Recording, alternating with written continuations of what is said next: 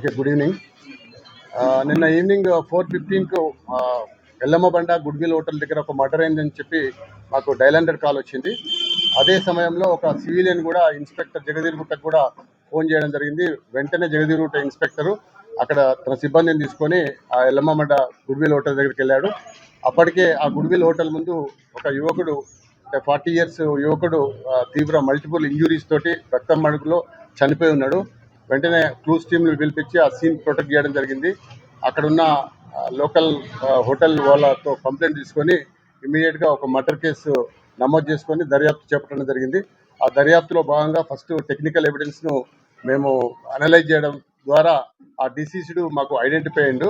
అతని పేరు మహమ్మద్ మహబూబ్ అని, అతను 40 ఇయర్స్ అని. అతను యాక్చువల్గా గుల్బర్గా అతను ప్రాపరు. అతను టెంపరీగా కొంతకాలం మనకు ముషీరాబాద్లో ఉన్నాడు. అతను ఒక 13 క్రిమినల్ కేసులలో, ఒక మర్డర్ కేసులో కూడా ఉన్నాడు పటాన్ చెరువులో.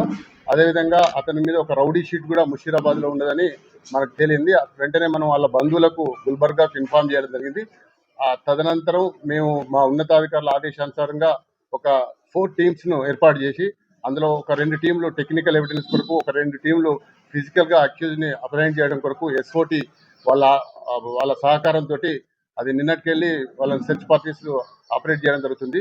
అందులో భాగంగా ఈరోజు మధ్యాహ్నం 2 గంటలకు RRR వైన్ షాప్ దగ్గర మేము ఈ 4 అక్యూజుల్ని, ఎవరైతే సయ్యద్ ఫైజిల్, సయ్యద్ జహాంగీర్, అదేవిధంగా షేక్ కరీం అండ్ షేక్ అమీర్, ఈ 4గురిని కూడా RRR హోటల్ ముందు ఈరోజు అప్రహెండ్ చేయడం జరిగింది.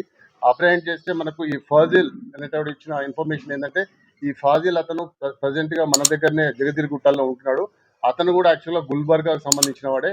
ఎవరైతే డిసీజ్డ్ మహబూబ్ ఇద్దరు కూడా చిన్నప్పటి నుంచి వాళ్ళ ఒక ఫ్రెండ్స్, ఒకే విలేజ్ వాళ్ళు, ఒకే ప్రాంతం వాళ్ళు.